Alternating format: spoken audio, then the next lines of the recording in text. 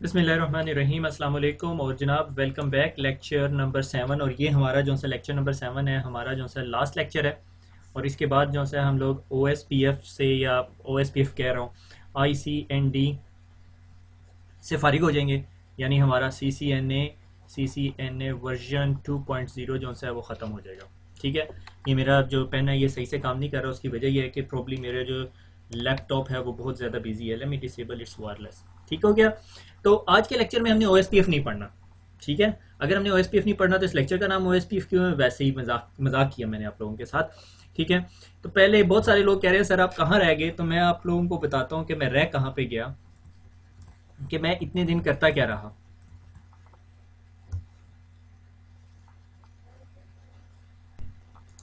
मैंने और अब्दुल्ला ने मिल के एक दिन हम बैठे हुए और हमने ये वीडियो बनाई, तो मैं ये आपके साथ शेयर करना चाहता हूँ। ये हम लोगों ने अपने हाथ से पेन से वैक्यूम बैम्बू के साथ बनाई है, फ्रेम बाय फ्रेम बनी है वीडियो। और ये वीडियो आप देख के खुद ही अंदाज़ा लगा लेंगे क्या है। ये एक्चुअली हमारी ट्रायल थी कि ये वीडियो बनती कैसी है, क्योंकि ये अब्दुल्ला का एक छोटा सा प्रोजेक्ट था कि how the cartoons are made. तो हमने ये फ्रेम बाय फ्रेम ये वीडियो बनाई है, इस वजह से मैं थोड़ा सा लेट हो गया। एनीवे सो ये कोई बड़ी चीज़ नहीं है, ये एनिमेटर सॉफ्टवेयर के अंदर हम लोगों ने बनाई है। तो इस वजह से मेरा लेक्चर जो सा है ये सी सी एन ए का जो एंडिंग है वो थोड़ी डिले होगी। तो वापस अपने लेक्चर की तरफ चलते हैं। तो लेक्चर नंबर 7 है और आज हमने जो है ओ एस पी एफ पढ़ना है। O S P F multi area O S P F. मगर इस लेक्चर को पहले मैंने पूरी स्लाइड्स बना ली। उस स्लाइड्स बनाने के बाद मुझे मैंने कहा यार मैं अपना पुराना ओ एस पी एफ तो पढ़ के देखूँ, जो मैंने ओ एस पी एफ पढ़ाया हुआ है ऑलरेडी। तो जब मैंने उसको चेक किया तो आई वॉज अमेज्ड। मैं तो बहुत अच्छा पढ़ाता हूँ जो का पार्ट। तो उसकी रीज़न ये थी कि उसके अंदर मैंने जो सा ओ एस पी एफ पढ़ाया, ओ एस पी एफ के अंदर फिर आपको सिंगल एरिया पढ़ाया उसके अंदर। और लेक्चर नंबर 10 या 11 के अंदर जो आई सी एन डी 2 का है उसके अंदर मैंने आपको मल्टी एरिया भी पढ़ाया, जिसमें सिर्फ रेंज की कमांड है। राउ आई पी समराइजेशन भी पढ़ाई, सारा कुछ पढ़ाया। So there is no point of me reinventing the wheel. अगर आपने वो चीज़ पढ़ ली है तो आज के लेक्चर में आपको कुछ नया सीखने को नहीं मिलेगा। तो इससे आगे चलते हैं। तो एक्चुअली थोड़ा सा रिवीजन है और कुछ नहीं है इसमें। ठीक है। O S P F revision हमें पता है, O S P R F C 2328 है। अगर आप में से किसी को आर एफ सी पढ़ने का शौक है तो पढ़ लें, क्योंकि O S P F is a very common routing protocol, बहुत जगह यूज़ हो रहा होता है। मगर मुझे नहीं पता आप में से कितने लोगों को पता है कि सिस्को ने ई आई जी आर पी को भी लाइक नॉन प्रोपराइटरी कर दिया है। तो अब कितनी कंपनीज इसे अडॉप्ट करती हैं, that is a big question mark. हमें पता है लिंक स्टेट राउटिंग प्रोटोकॉल है, शॉर्टेस्ट पास फर्स्ट एल्गोरिदम पे काम करता है, डिजकेस्ट्रा एल्गोरिदम जो डॉक्टर डिजकेस्ट्रा ने इंट्रोड्यूस कराया। ठीक है। और उसके अंदर फिर मुझे अच्छी तरह याद है कि मैंने आप लोगों को डिटेल में दिखाया कि एक राउटर अपने आप को टॉप पे रखता है और पूरी टोपोलॉजी को उसी तरह इन्वेंट करता है, और वो शॉर्टेस्ट पाथ फर्स्ट एल्गोरिदम उस तरह रन करके तमाम पर सीपीयू यूटिलाइजेशन बहुत ज़्यादा यूज़ करता है। उसका कॉन्स क्या है, उसका नेगेटिव पॉइंट क्या है कि वो सीपीयू यूटिलाइजेशन बहुत ज़्यादा यूज़ कर रहा होता है। ठीक हो गया। आगे फिर उसके बाद हमने देखा लिंक स्टेट एडवर्टीजमेंट होती है आफ्टर एवरी 30 मिनट्स। राउटर जो से अपने एडजेसेंट राउटर्स को वो एडवर्टीजमेंट भेज रहा होता है और आपस में हेलो पैकेट शेयर कर रहे होते हैं। हेलो पैकेट नॉर्मली हर 10 सेकंड के बाद शेयर हो रहा होता है, अनटिल अनलेस आपके पास N B M A type या frame relay type non broadcast multi access type का नेटवर्क हो, एन बी एम ए। ठीक है। जो लाइक दिस तरह का अगर इसमें एक ब्रॉडकास्ट करे तो तमाम राउटर्स को मिलती है। उसके अंदर हर 30 सेकंड्स के बाद ये हेलो पैकेट भेज रहा होता है। हेलो पैकेट्स के अंदर क्या कंटेंट्स होते हैं मेरे ख्याल में हमने डिटेल में डिस्कस किया हुआ है। और ये जो L S A link state advertisement है उसकी बेस पे L S D B link state database बनाई जाती है। हर राउटर अपने पास तमाम लिंक्स की डेटाबेस बना के रखता है। और उसके बाद शॉर्टेस्ट पाथ फर्स्ट एल्गोरिदम हमें पता है, राउटर आईडी का हमें पता है कि राउटर का जो सा है हर वो इंटरफेस जिसका बिगेस्ट आईपी एड्रेस है उसको as a router ID use करता है, अनटिल अनलेस आपने मैन्युअली असाइन किया हुआ हो। और उसके अलावा क्या है कि अगर आपके पास कोई लूप बैक इंटरफेस है तो फिर उसको प्रेसिडेंस मिल जाती है, लूप बैक इंटरफेस के आईपी एड्रेस को as a router ID use करता है। शो आईपी यूएसपीएफ नेबर्स आपको नेबर्स दिखाता है। D R not a B D R और डी आर अदर्स, ये एक कॉन्सेप्ट है जो मैंने कहा आज डिस्कस कर लें। और इसको इसको क्विकली लैब में दिखा दूंगा मैं आप लोगों को। NBMA network non broadcast multi access network, या आप समझ लो फ्रेम रिले टाइप के जो नेटवर्क्स हैं अभी अब कितने एग्जिस्ट करते हैं आई हार्डली नो। क्योंकि नॉर्मली जब आपके पास मैं आपसे जब राउटर्स की बात करता हूँ तो मैं कहता हूँ यूं दो राउटर्स और उनके बीच में लिंक है, ये तो पी टू पी लिंक हो गया ना। ऐसे नेटवर्क्स तो बहुत मिलते हैं। अगर कभी आपको कोई ऐसा नेटवर्क मिल जाए जिसमें एक स्विच है और उसमें सारे राउटर्स आपस में कनेक्टेड हैं और वो आपस में एक दूसरे के साथ ब्रॉडकास्ट करते हैं, तो हमारे लिए मसला हो जाता है। क्या मसला होता है? राउटर कैसे काम करता है? राउटर के ऊपर इधर 10 का नेटवर्क लगा हुआ है, ठीक है, और उसने ये नेटवर्क डाउन हो गया, तो इन तमाम राउटर्स ने क्या किया होता है, एक दूसरे के साथ नेबर रिलेशनशिप बनाए होते हैं, ठीक है, इसका इसके साथ, इसका इसके साथ, फिर इसी तरह सी के भी तमाम के साथ रिलेशनशिप होंगे, डी के भी तमाम के साथ नेबर रिलेशनशिप होंगे, नेबर्स होंगे सब आपस में एक दूसरे के। तो क्या होगा, जिस तरह ये 10 का नेटवर्क डाउन होगा तो ये राउटर जो सा है इमीडिएटली लिंक स्टेट एडवर्टीजमेंट भेजेगा कि I can not take you to network 10, और वो जो सा है वो ये लिंक स्टेट एडवर्टीजमेंट सी को भी भेजेगा, ई को भी भेजेगा, बी और डी को भी भेज देगा। अब जिस तरह बी को मिलेगा, बी कहेगा ओ मेरे पास कोई एडवर्टीजमेंट आई है, मैंने उसे अपने नेबर्स के पास भेजना है, और इस तरह बी जो सा है वो इन 3 जगहों को भेज देगा, और जिस तरह सी के पास आएगी तो सी भी इसी तरह 3 के पास भेज देगा, और ई है वो भी इसी तरह सबके पास भेज देगा। तो उससे क्या हो जाएगा, ये सारे का सारा मैस क्रिएट हो जाएगा। अब इस मैस को ओवरकम करने के लिए क्या करते हैं कि जब ये राउटर्स आपस में एक दूसरे को आइडेंटिफाई करते हैं कि हम लोग जो से है वो डी आर और एनबीएमए नेटवर्क टोपोलॉजी के अंदर, हमारी टोपोलॉजी ऐसी है कि जिसमें हम सारे एक दूसरे को देख सकते हैं, और हम में से कोई भी एक चीख मारेगा तो वो समझेगा अच्छा मेरे पास आई, अब मैं अपने सब लोगों को बताऊं, तो it would create a problem. तो ये आपस में इलेक्शन करके एक राउटर को डीआर बना देते हैं और एक को बीडीआर बना देते हैं। अब अगर नेट राउटर ई के पीछे 10.x का नेटवर्क लगा हुआ और वो डाउन हो जाता है, तो राउटर ई इसकी अपडेट बी और डी को भेजेगा और किसी को नहीं भेजेगा। उसकी रीजन क्या है, उसकी रीजन ये कि नेटवर्क के अंदर लूप क्रिएट ना हो, और फिर डी आर जो है डेजिग्नेटेड राउटर है वो तमाम नेबर्स को अपडेट करेगा। ठीक हो गया। इनका जब इस तरह के राउटर्स का आप routing show IP OSPF neighbours देखोगे तो इसके अंदर इसका फुल रिलेशनशिप तो यहाँ स्टैब्लिश हुआ होगा, मगर नॉन फुल रिलेशनशिप जिसे हम 2 वे रिलेशनशिप कहते हैं वो नहीं बनेगा इन डी और सी के साथ। तो उससे क्या होगा कि फुल नेबर रिलेशनशिप स्टैब्लिश नहीं होगा, इसलिए वो सी और डी को राउटर ई सी और डी को अपना डायरेक्ट नेबर नहीं समझेगा, वो समझेगा कि ये मेरे से डायरेक्टली कनेक्टेड नहीं है, मैंने अपनी अपडेट सिर्फ ए और बी के पास भेजनी है, और ए और बी की जिम्मेदारी है सी और डी को अपडेट करना। उसकी वजह से फिर ये लूप्स क्रिएट नहीं होंगे। इसी तरह अगर वो ई के पास से अगर से नेटवर्क 10 डिलीट हो गया और उसने ये अपडेट ए और बी को भेजी, और बी या ए में से फॉर एग्जांपल ए अपडेट कर देता है सी का राउटिंग टेबल और डी को भी अपडेट भेजता है, तो डी कभी भी वो अपडेट ई को नहीं भेजेगा या सी को नहीं भेजेगा। वो अगर उसने अपडेट करना होगा तो वो फिर ए या बी को भेजेगा, और ए बी को पता होगा कि हमने कहाँ कहाँ अपडेट भेजी हुई। तो नेटवर्क के अंदर लूप क्रिएट नहीं होगा, मगर that implies with the topology. ठीक है, P2P नेटवर्क के अंदर आपको डीआर बीडीआर की जरूरत ही नहीं पड़ती। ठीक है, जीएनएस में अगर आपने इसकी लैब करनी हो तो आप एक स्विच लें और उस स्विच के साथ जो है वो 4 राउटर्स लगा दें, तो वो आपको सारा कुछ दिखा देगा। इसलिए मैं आपको क्विकली एक जीएनएस की लैब बनाता हूँ। ये रफ सी लैब मैंने बनाई है कि ये एक स्विच है, उसके साथ 3 ये जो से मैंने राउटर लगा दिए, और इन चारों राउटर्स को आपस में मैंने कनेक्ट कर दिया। और अगर मैं अब आपको राउटर 1 के ऊपर लेके जाऊं, ये ऑटो कॉस्ट रेफरेंस बैंडविड्थ मैं भी आपको थोड़ी देर में डिस्कस करूंगा। ठीक है, और मैं आज थोड़ा सा तेज इसलिए पढ़ा रहा हूँ कि मैं बहुत ज़्यादा एक्साइटेड हूँ, और दूसरी बात ये कि ये सारी रिवीजन है, so there is no point. मुझे लग रहा है कि हम सीसीएनए में बहुत ज़्यादा जो से है वो फंस गए, हम सीसीएनए से बाहर ही नहीं निकले अभी तक। So I am very excited to break the shell and come out towards anything new. What new? CCNA, security or CCNP. Anyway, तो we have a good news which might not be a good news but will work out. वो मैं आखिर में discuss करूँगा। अच्छा, तो मैंने क्या करना था, एक्साइटमेंट देखें मेरी। Show IP OSPF neighbours. ठीक है, ये मुझे देखो मेरे नेबर्स दिखा रहा है, वो मुझे बता रहा है कि ये जो राउटर 5 है, ये राउटर 5 का IP एड्रेस है। ठीक है, ब्रिज ID करके आप राउटर 5, ठीक है, फुल है, और BDR फुल BDR, और राउटर 2 और राउटर 3 और 4 जो से है वो नॉन BDR है, DR अदर है। ठीक है, इसी तरह अगर मैं से फॉर एग्जांपल राउटर 4 के अंदर चला जाता हूँ और शो OSPF नेबर और एंटर करता हूँ, ये देखें वो बता रहा है राउटर 1 जो है उसका डेजिग्नेटेड राउटर है। ठीक है, और बैकअप डेजिग्नेटेड राउटर, और राउटर 3 जो सा है वो DR अदर है। ठीक है, यानी फुल स्टेट नहीं है उसकी, फुल नेबर स्टेट नहीं है, वो 2 वे स्टेट है। आपकी बुक के अंदर उसको थोड़ा कंफ्यूजिंग वे में बताया हुआ, मगर इन शॉर्ट में आपको बताता हूं कि इस टोपोलॉजी में वापस में जो उस डायग्राम में ही आना पड़ेगा। पेन किधर गया? कि इस राउटर का इसके साथ रिलेशनशिप, या इस राउटर का इसके साथ रिलेशनशिप, या इस राउटर का इसके साथ रिलेशनशिप फुल नहीं है, फुल स्टेट में नहीं है। ठीक है, वो 2 वे स्टेट में। This is what it is showing here. ठीक है, 2 वे। इसके अंदर वो यानी अपडेट जो है वो DR BDR को भेजेगा, इसके पास नहीं भेजेगा। तो that is the simple topology design, ठीक है।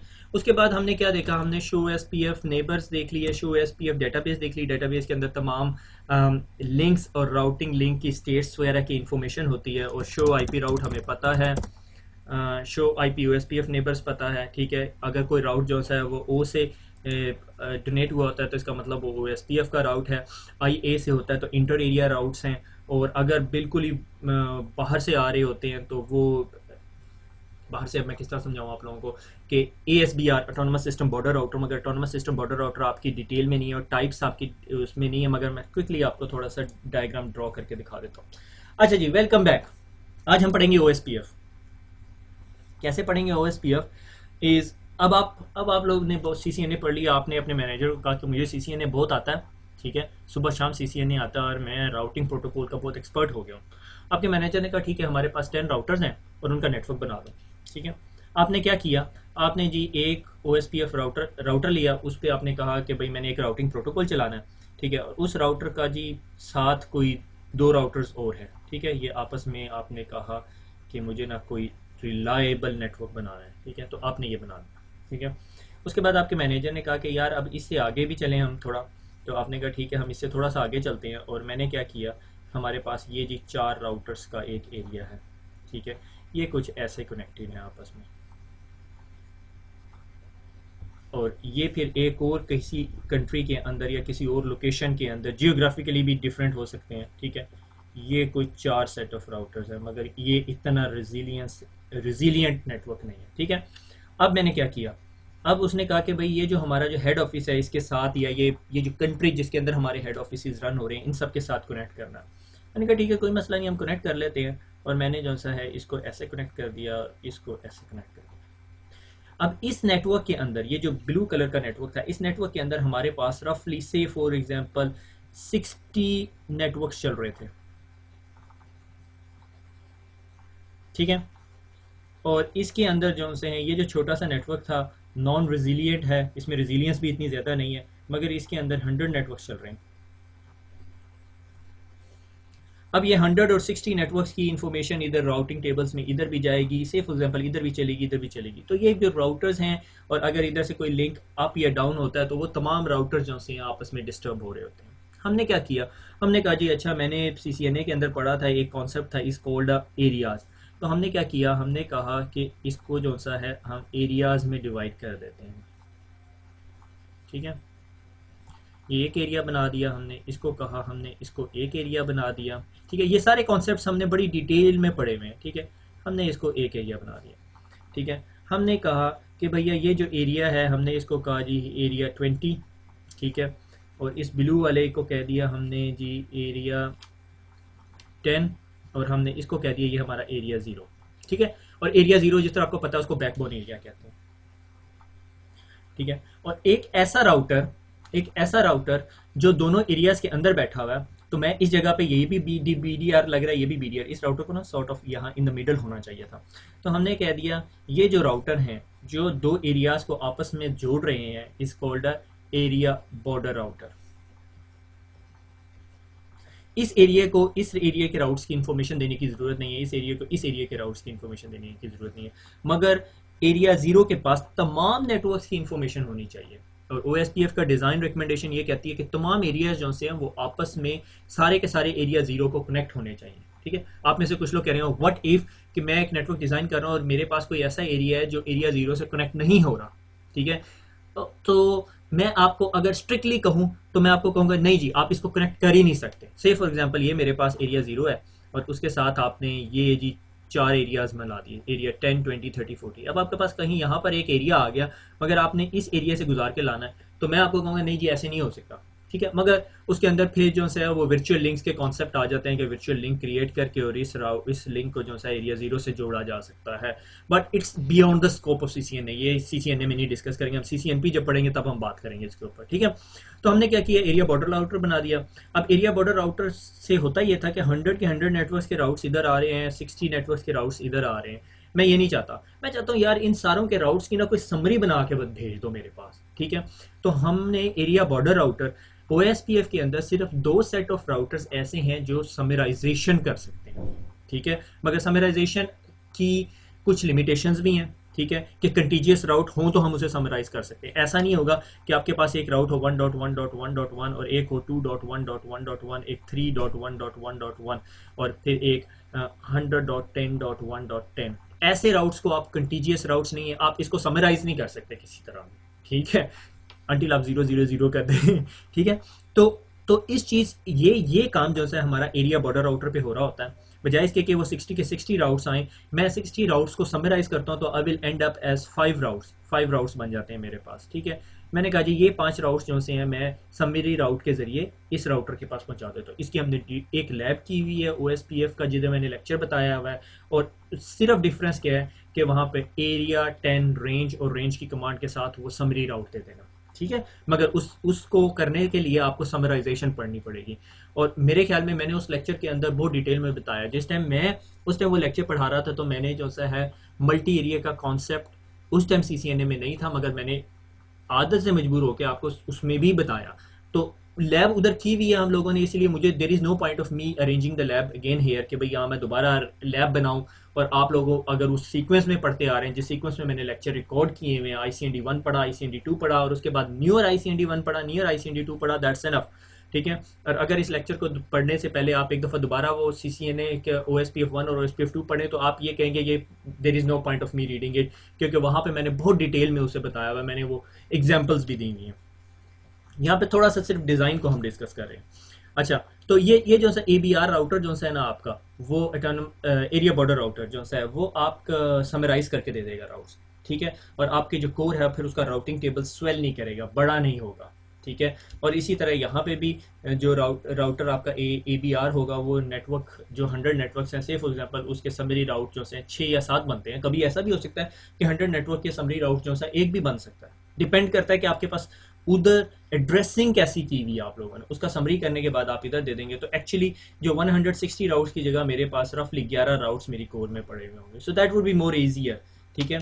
और उसके बाद एक और टाइप ऑफ राउटर जो सा आपकी बुक ने डिस्कस नहीं किया हुआ is called ASBR, autonomous system border router. Autonomous system border router जो सा है वो कोई ऐसा राउटर होता है जो किसी और ऑटोनोमस सिस्टम से कनेक्ट हो रहा है और मे बी वहाँ पे EIGRP चल रहा है, ठीक है। और एक कॉन्सेप्ट है राउटिंग के अंदर इज कॉल्ड रीडिस्ट्रीब्यूशन।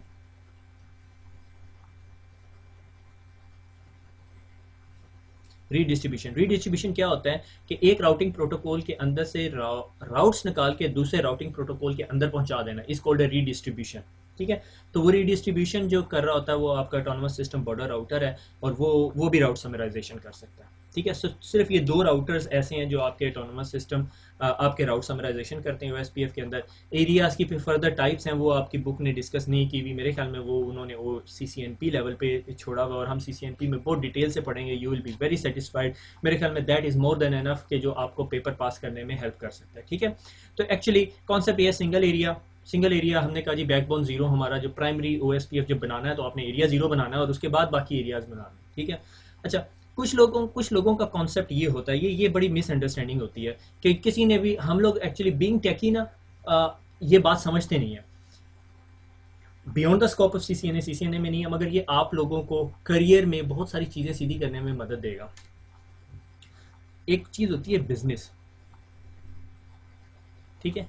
ये जो IT डिमांड है ना ये बिजनेस ड्राइव करता है, ठीक है। IT अपग्रेड, अगर आपकी कंपनी का बिजनेस ग्रो कर रहा है तो आपका IT इंफ्रास्ट्रक्चर ग्रो करेगा, और जब आपका IT इंफ्रास्ट्रक्चर ग्रो करेगा तो फिर आप न्यू किट्स या न्यू इंफ्रास्ट्रक्चर लगा सकते हैं। अगर आपकी कंपनी है उसका लॉस में जा रही है और आप अपने IT हेड के पास जाके कहते हैं नहीं अब जो सा है मेरे पास पहले से, फॉर एग्जांपल मैं छोटी एग्जांपल लेता हूँ कि 3750 लगा हुआ था स्विच, ठीक है, 3750 बड़ा स्विच है, आप कहें नहीं जी मुझे तो 6500 चाहिए, उसके बगैर काम नहीं हो सकता, ये एथिकल नहीं है। अगर आप किसी नेटवर्क इंजीनियर के पास जाओ और उसे कहो जी हमारे पास इतना बजट है तुम्हें क्या चाहिए, तो वो कहेगा हमें बड़े स्विचेस चाहिए, उसके दिमाग पे उस टाइम जो चीज़ छाई होगी ना वो डिमांड करेगा, वो बिजनेस नीड नहीं देखेगा, ठीक है। मुझे एक जगह काम करने का मौका मिला, ठीक है, उनका इंफ्रास्ट्रक्चर कोई इतना बड़ा नहीं था मगर उनका जो टेकी था वो बहुत लालची था, क्योंकि ज़ाहिर हर बंदा अपना career growth, I can fully understand कि हर बंदा अपने करियर ग्रोथ की बात कर रहा होता है, ठीक है। से फॉर एग्जाम्पल उसके पास जो है ना 150 सर्वर्स लगे हुए थे, उसका हेड IT ने उससे बात की, उसने कहा जी ये 150 सर्वर्स हैं और हमने 5 सर्वर्स या 10 सर्वर्स और ऐड करने हैं इस साल में, 5 सर्वर्स और मेरे ख्याल में 5 एक और मीडियम साइज सर्वर, रफली 10 सर्वर्स ऐड हो रहे थे। उस टेकी ने अपने हेड आईटी को फंसाया हुआ था। उसने कहा जी ये जो 3750 है ना वो कैपेबल नहीं है, और हमें ना मिनिमम 6500 चाहिए, और 6500 की जो रफली कॉस्ट मैं यानी बड़े प्यार मोहब्बत से 6500 लगा रहा हूँ, ठीक है। और वो 6500 आ गए थे उस टाइम तक। रफली जो सा है वो 40 to 50 ग्रैंड, मैं पाउंड्स में बात कर रहा हूँ, ठीक है। 40 से 50 हज़ार पाउंड का आएगा। वो हेड आईटी सर पकड़ के बैठा हुआ है कि वो अब ये समझ रहा है कि भाई ये वाकई इसकी रिक्वायरमेंट है, मगर वो टेकी को 6500 दिमाग पे सवार हुआ था और कोई मसला नहीं था। बहरहाल उसने एक आउटसोर्सिंग कंपनी से बात की, उसने कहा यार ये मैं एवेल्यूएशन करवा लूँ। वो खैर मेरे पास आ गई, और मैंने जब उसको देखा तो मैंने कहा यार अगर आप 150 सर्वर 3750 पे चला रहे हैं, why don't you stack them. तो 3750 को स्टैक करें, और 150 अगर आपने पहले चलाए हुए हैं तो 10 और चलाने में क्या मसला होता है, ठीक है। हमने बहरहाल उस नेटवर्क की कैपेसिटी एनालिसिस किया और वी डिडंट पुट 6500, और that techie was not very happy with us. मगर बिजनेस ड्रिवन होना चाहिए, ठीक है। पर पॉइंट ये था कि कुछ लोग क्या करते हैं अगर उनके पास 5 या 6 राउटर्स का नेटवर्क होता है तो वो अपनी सीसीएनए की लैब कराने के चक्कर में एक राउटर को एरिया 0 में रख देते हैं और बाकी 3 को एरियाज 1 के अंदर रखते हैं। हालांकि इस चीज़ की कोई ज़रूरत नहीं होती, वो पॉइंट टू पॉइंट नेटवर्क होते हैं और उनके पीछे जो सा कुछ इतना लगा हुआ भी नहीं होता। तो लैब जो सी है वो लैब के अंदर किया करें, प्रैक्टिकल लाइफ के अंदर ना किया करें, ठीक है। लैब एनवायरमेंट कंट्रोल्ड होता है। Don't affect your business, don't affect your employer, ठीक है। So this is just the ethical message, ठीक है। तो लाजिम नहीं होता, मगर कुछ कुछ जगह पे कंस्ट्रेंट भी आ जाते हैं। कुछ जगहों पे कंस्ट्रेंट आ जाते हैं जब आप को पता है कि से फॉर एग्जांपल इस राउटर के पीछे जो है ना कोई 50 डिफरेंट सबनेट्स चल रहे हैं, and you don't want this 50 subnets to mess up the area 0, तो फिर आप उसको एरिया सब डिवाइड करवा सकते हो। समझ आती। उसके बाद आगे चलते हैं। हम ओएसपीएफ से जान छुड़ा चुके हैं, अब हम आगे जी। अच्छा, ओएसपीएफ के अंदर एक बात और बताना भूल गया कि जो मैंने कमांड भी यहाँ पे लिखी हुई थी आपके के लिए,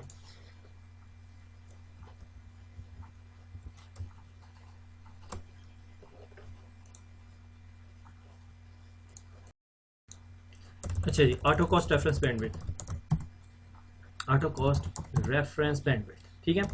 यानी जब आपका नॉर्मल राउटर जो है ओएसपीएफ है, वो आपकी कॉस्ट कैसे कैलकुलेट करता है, 100 divided by bandwidth in Mbps, ठीक है। अगर आपके पास 10 एमबीपीएस का लिंक है तो कॉस्ट वैल्यू 1 आएगी, 100 एमबीपीएस का लिंक है तो कॉस्ट वैल्यू 1 आ जाएगी। अब 1 जीबीपीएस का लिंक है, कॉस्ट वैल्यू 1, और तमाम की कॉस्ट। तो आपका ओएसपीएफ जो है मोर देन 100 फास्ट इथरनेट के अलावा किसी भी लिंक की कॉस्ट कैलकुलेट नहीं कर सकता। उसके लिए आपको जो रेफरेंस बैंडविड्थ है, ये जो 100 ऊपर आ रहा होता है, उसकी वैल्यू चेंज करने के लिए ऑटो कॉस्ट रेफरेंस बैंडविड्थ की कमांड चेंज करने, तो आपका राउटर जो है वो ओएसपीएफ की आपके कॉस्ट एवेल्युएशन जो है वो कर सकेगा, ठीक है। वो राउटर ओएसपीएफ 1 और यहाँ पे जाके ऑटो कॉस्ट रेफरेंस बैंडविड्थ, ठीक है, मेगाबिट्स पर सेकंड, और यहाँ पे रेफरेंस बैंडविड्थ कर दो जी, से फॉर एग्जांपल 1000 कर दी या 10,000 कर दी, ठीक है, depending upon the link. 10 GBPS के लिंक के ऊपर आप ओएसपीएफ रन कर रहे हैं, अगर आप कर रहे हैं तो फिर आपको मेरे लेक्चर सुनने की ज़रूरत नहीं है, आपको बेटर लेक्चर सुनने की ज़रूरत है। मेरे लेक्चर में वो क्वालिटी नहीं मिलेगी आपको, ठीक है ना। क्योंकि अगर आपके पास 10 गीग के लिंक चल रहे हैं और जिस राउटर के वैन लिंक्स हैं वो, और आपके पास ओएसपीएफ रन हो रहा है, तो definitely you would know much OSPF than me. Anyway, आगे चलते हैं। 3G 4G वीसेट, सिस्को ने ये चीज़ डाल दी, और जब मैंने ये कोर्स आउटलाइन पढ़ी, आई वाज वेरी एक्साइटेड जब ये CCNA वर्जन 2 के अंदर ये कोर्स आउटलाइन आई। मैंने कहा जी उस्ताद मज़ा आ जाएगा। मगर मैंने जब बुक ओपन की तो उसके अंदर ट्रस्ट मी 3G और 4G का सिर्फ 1 पैराग्राफ, रफली 1 पेज, और वीसेट के ऊपर 1 page, that's it, no more than that. तो अब उस 1 पेज के अंदर मुझे ये नहीं समझ आई मैंने पढ़ाना क्या है और क्या छोड़ना है, ठीक है। अगर मैं प्रॉपर 3G और 4G या टेलीकम्युनिकेशन पे जाएं तो हम लोग एज सच एक पूरे के पूरे टॉपिक की बात कर रहे हैं, बल्कि मेरे पास बहुत सारी रिक्वेस्ट आई हैं, मगर मसला ये है कि यानी मेरा एक्सपोजर एज सच इतना नहीं है, मगर मेरे पास जो बंदा है वो थोड़ा ढीला है टेलीकॉम का, तो मैंने उसे रिक्वेस्ट की थी, उसके साथ मसला है, इस वजह से वो नहीं कर सका। और VSAT is a different technology, Europe और उस साइड के वर्ल्ड पे यूज़ नहीं होती, ये मोस्ट ऑफ द कंट्रीज, ऐसे कंट्रीज़ में यूज़ हो रही होती है जहाँ पे लोकल इंफ्रास्ट्रक्चर बहुत अच्छा नहीं होता।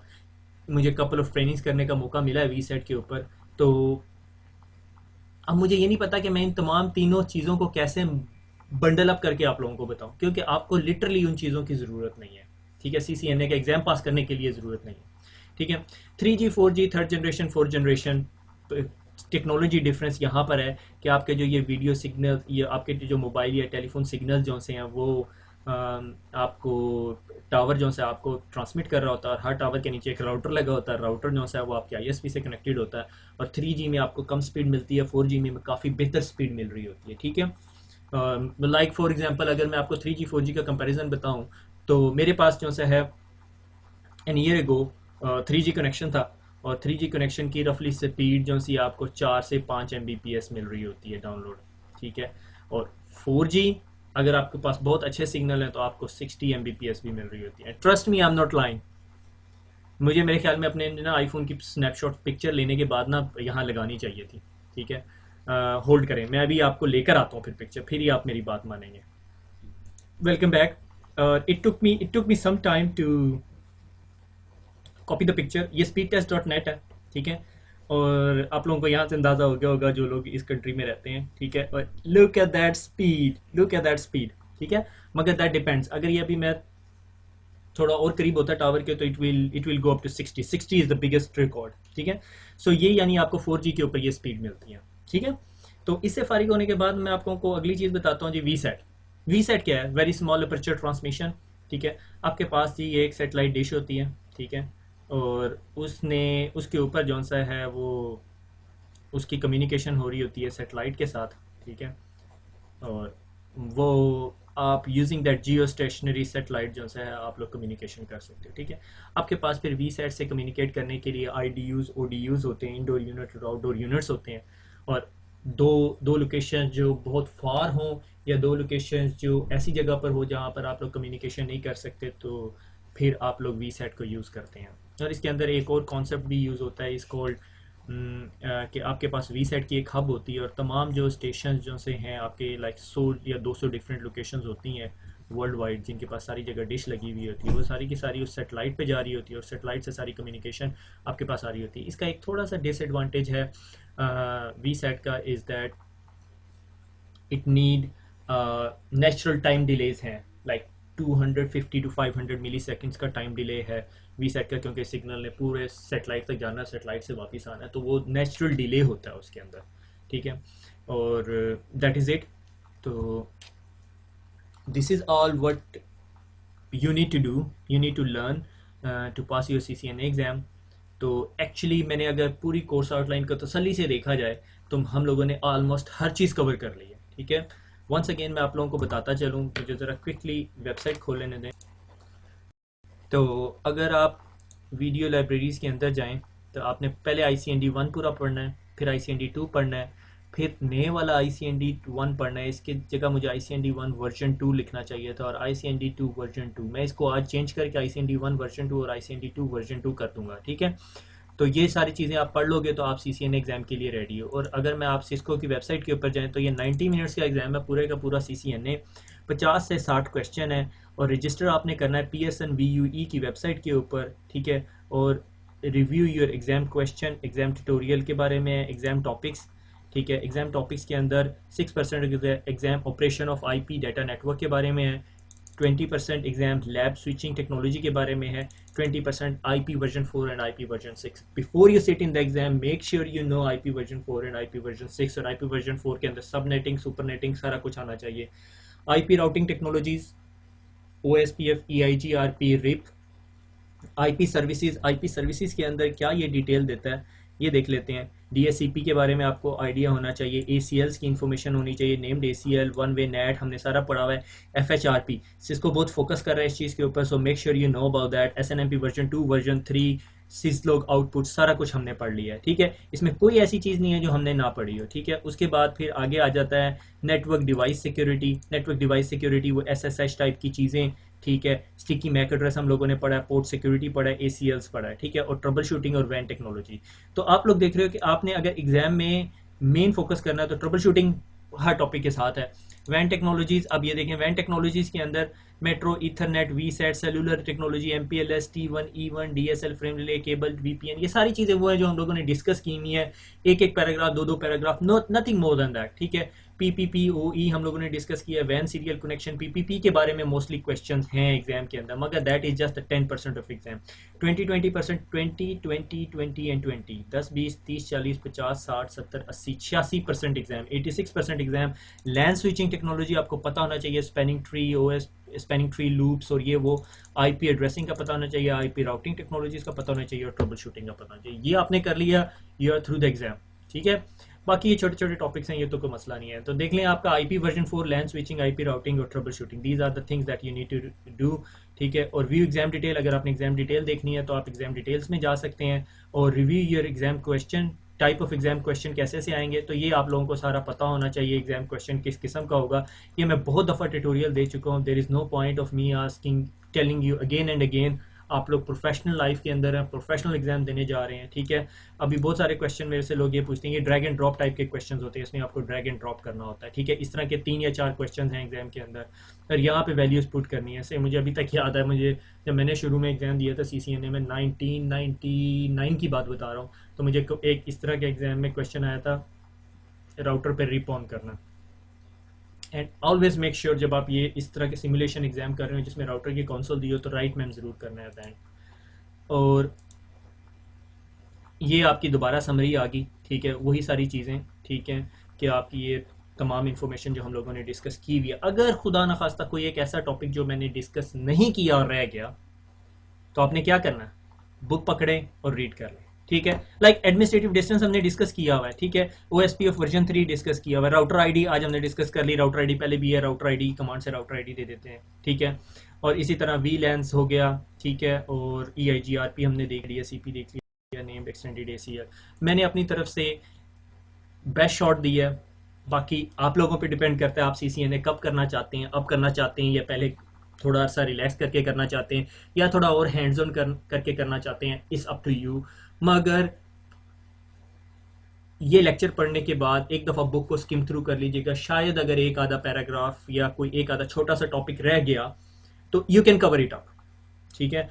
और ऑल द बेस्ट, दुआओं में याद रखें। और वंस अगेन अगर आपको कोई टेक्निकल क्वेश्चन है तो उर्दू IT अकेडमी के डिस्कशन फॉर्म के ऊपर या फेसबुक के मेन पेज पे, फेसबुक पे पर्सनल मैसेज ना कीजिएगा, literally I am not reading it, trust me I am not reading those messages, ठीक है। खुश रहें, दुआओं में याद रखें, नई सीरीज़ में मुलाकात होती है। अल्लाह हाफिज़।